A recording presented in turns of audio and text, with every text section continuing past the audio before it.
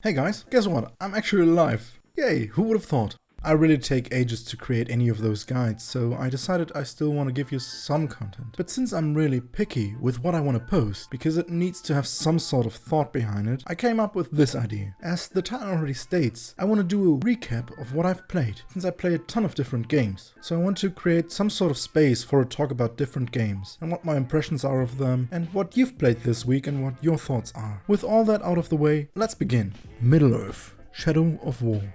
This one, as I reckon, is one of the most well-known titles. It is basically Assassin's Creed in the Lord of the Rings universe. This one is a really fun title. It has tons of content and a really special nemesis system that actually creates random orcs that each have some kind of quirky personality, and they do in fact react to how you start interacting with them. For example, if you attack them while they are getting attacked by another orc during a camp raid, they will actually state so in their introduction video thingy, which by the way is really cool, and for whatever reason it really doesn't get boring at all. So the really basic gist of all this game is that you are trying to overthrow a ton of forts that have been overtaken by the Dark Lord's army, and with the power of the Ringmaker you're actually becoming some sort of slaver for orcs. So you have the power of just, laying your hands on them as soon as they're like damaged enough, and they'll be forced to be on your side. Some might resist, but not all of them. Most of them are just like, yeah, guess I'll fight for you now. The gameplay is tons of fun and the system works perfectly. From creating distractions with your bow to lure some orcs to a specific place, to opening the cage of a Caragor, that is a giant cat-like creature which definitely likes to kill, this game has tons of ways to interact with this world. It is really good, and you should definitely check it out whether or not this would be something for you.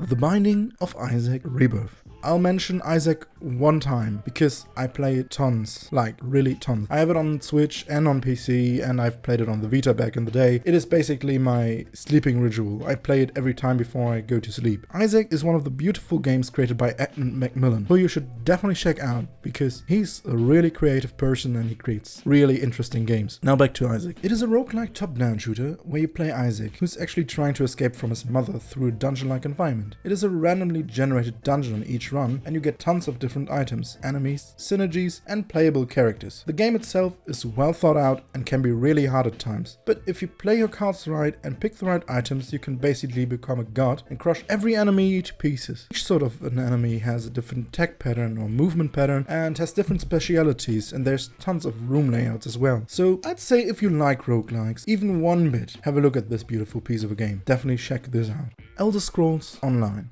Now, I've played the Elder Scrolls Online for around 85 hours now, and it's a love-hate relationship. It is indeed a solid MMO, with tons of players interacting with each other and tons of content. Even if you just want to play alone, you get so many quests that are actually well thought out, and they are somewhat playing like a typical Elder Scrolls-like quest. My experience with it, since I'm not big of a guild guy who does dailies and the such, is that I run around with a friend and we quest together. We enjoy looking at different places in Tamriel that it depicts. My gripes with it starts sadly with the skill system and the lack of choices in conversations though. It can be quite repetitive sometimes, since you're just bashing the same 5 buttons over and over again, depending on your loadout. You will be able to swap them out on the fly for a second loadout, but the problem with that is it's still just a few skills that you have on your hand. In my opinion, it can get really repetitive compared to some of the other MMOs, with the somewhat lack of skills that you can actually use per class, and the lack of choices actually disconnects it a bit from its roots in the Elder Scrolls universe as well. But all in all, it's a solid game. It's definitely worth checking out if you like the Elder Scrolls lore, and it has tons of lore, that's for sure. And yeah, there is no monthly fee, so that's a big plus as well. If you buy it, you own it. It's really good. Parkitect. Now hear me out. This one is one of my favorite hidden gem titles. Not many peeps know about it, but when I tell them, most of them actually start playing it because it is one of those games that just scratches the nostalgia itch just the right way. It is basically Roller Coaster Tycoon 1 or 2 in modern. It is a beautiful game with tons of different coasters and other attractions. This one actually has a decoration system that actually incentivizes you to build decoration, and you get rewarded with people paying more for those rides. Well decorated. And hey, if that's not enough for you, the game has mod support, so it really has a ton of people that are trying to mod this game as well. So if you like any sort of tycoon game, you should definitely check this one out. And even if you don't like tycoon games, you should still check this one out, since it is a ton of fun. You basically get to build your own theme park, and you can create tons of roller coasters. It's just crazy fun.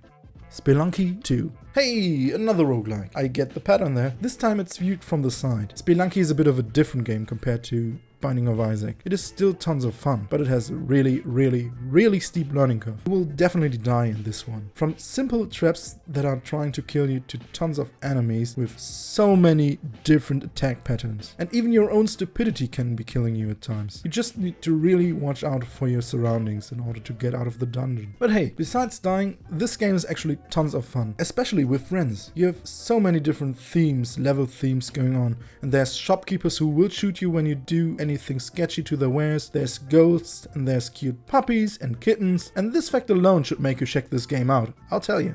Unrailed. Last but not least, we've got Unrailed. This one is a must to be played with friends. You can play it alone, but you shouldn't. The goal is simple. You've got a moving train that is going from left to right, and it's your job to keep it from derailing by building tracks and clearing the way. You've got a few tools, an axe, a pickaxe, a bucket, and your hands. You need to coordinate as a team in order to get far, and you need to think around at what the game is throwing at you. There's actually tons of different parts of the train you can add and upgrade, but in order to do so, you need bolts. Those are obtained through either doing a challenge during the levels or finding the secret one. So all in all, it's just a fun game where you race from checkpoint to checkpoint and see how far you can get to the ride. You can either play it online or local co-op, and it's definitely one of those games that makes you scream at your friends. It's kind of like Overcooked, but with trains. The sweet enjoyment of the end. This was the first of the recaps, and I hope you enjoyed it what I played this week. Why don't you answer the comments below what you've played this week, and what do you think about the games I've played? I'm looking forward to talking to you guys. And with all that being said, I'll see you in the next one. Bye bye!